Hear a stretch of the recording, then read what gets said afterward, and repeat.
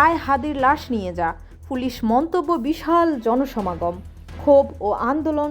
গত 6 ফেব্রুয়ারি ঢাকা শহরের শাহবাগ এলাকায় ইনকিলাব মঞ্চের সদস্যরা শহীদ শরীফ ওসমান হাদির হত্যার বিচারের দাবিতে মিছিল করছিলেন। সেই সময় পুলিশ বাধা দিলে আন্দোলনকারীদের সঙ্গে কিছুটা সংঘর্ষের পরিস্থিতি তৈরি হয়। ভিডিওতে দেখা গেছে রাইট গিয়ার পরে এক পুলিশ সদস্য চিৎকার করে আন্দোলনকারীদের দিকে বলছেন, আয় আয় হাদির লাশ নিয়ে যা, যা মানুষ মনে করছে অমানবিক, নিষ্ঠুর ও নিন্দনীয় মন্তব্য। ভিডিওতে থাকা পুলিশ সদস্যের পরিচয় শনাক্ত করা হয়েছে। তার নাম রাশেদ কাজী।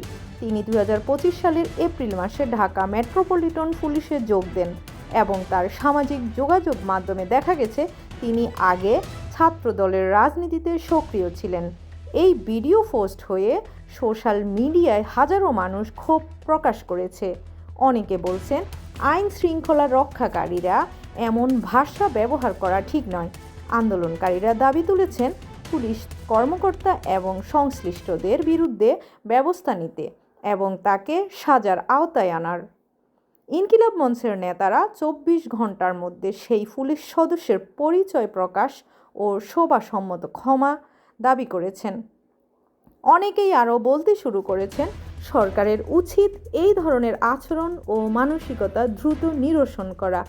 আপনারা কি মনে করেন, পুলিশের এমন মন্তব্য গ্রহণযোগ্য? কি হওয়া উচিত? কমেন্ট করে জানান। ভিডিওটি ভালো লাগলে লাইক, শেয়ার এবং সাবস্ক্রাইব দিতে ভুলবেন না।